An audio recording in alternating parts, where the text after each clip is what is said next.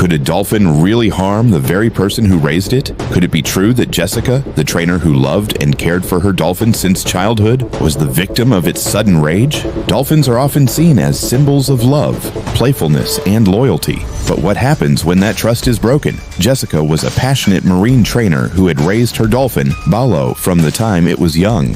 To her, Balo wasn't just an animal, he was family. She trained him, played with him, and together they performed for cheering crowds. Their bond looked unshakable. But over time, Jessica began noticing troubling changes. Balo grew restless, sometimes ignoring her signals. Once playful and eager, he now circled the pool in silence. Sometimes, when Jessica reached out to him, he pulled away.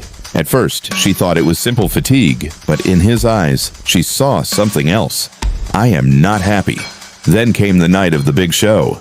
The arena was packed, families clapping, children shouting with excitement. Music filled the air, lights flashed, and Jessica smiled, hiding her unease. The first act went perfectly. Balo leapt high, hit the ball with his nose, and splashed the audience with joy. But as the second act began, everything changed. Jessica stepped into the pool to guide him. Instead of gliding gracefully past her, Balo suddenly lunged and clamped his jaws around her arm.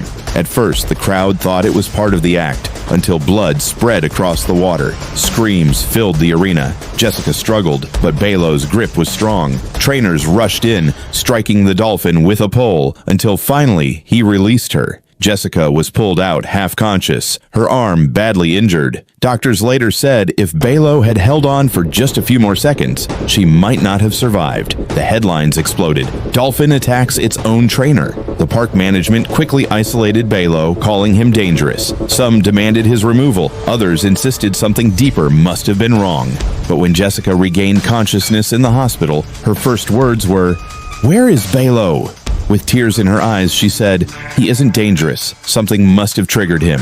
I need to know why."